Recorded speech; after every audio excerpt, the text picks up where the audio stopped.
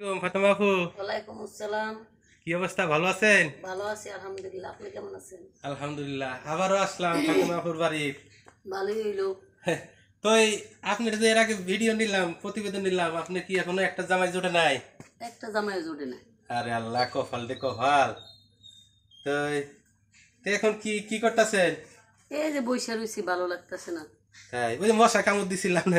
আর তো না, মশাইও খাইতে চায় না। আহ, তো এখন যদি আপনার পুকুরটা কই? ওই যে সামনে। আহ, যাই হোক, ফাতেমা আপুর ভাগ্যটাই খারাপ মনে হয়।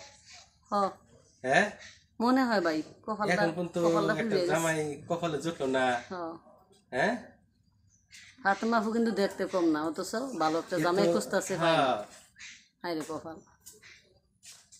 তে কি কি তাহলে এখন কি বিদেশি যদি কোনো বুড়ে ঠুড়ে যদি একটা পছন্দ করে করবান? হ্যাঁ, করবো। বুড়ো থুড়ো জামাই দিও। তাই হুম।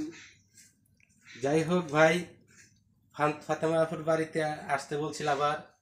সে এখন উনি বিয়ে করবে, তো ভালো একটা জামাই চাচ্ছে। এর আগেও আমরা অনেক ভিডিও নিছিলাম, আরো 2টা না 3টে ভিডিও নিছিলাম।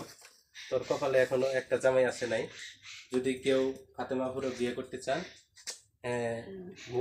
স্ক্রিনে তার নাম্বার দেওয়া আছে, যোগাযোগ করেন। ঠিক আছে? আর আমাদের সাথে যোগাযোগ করলে তার বিয়ের সব ব্যবস্থা আমরা করে দিব। তো ঠিক আছে ফাতেমা আপু,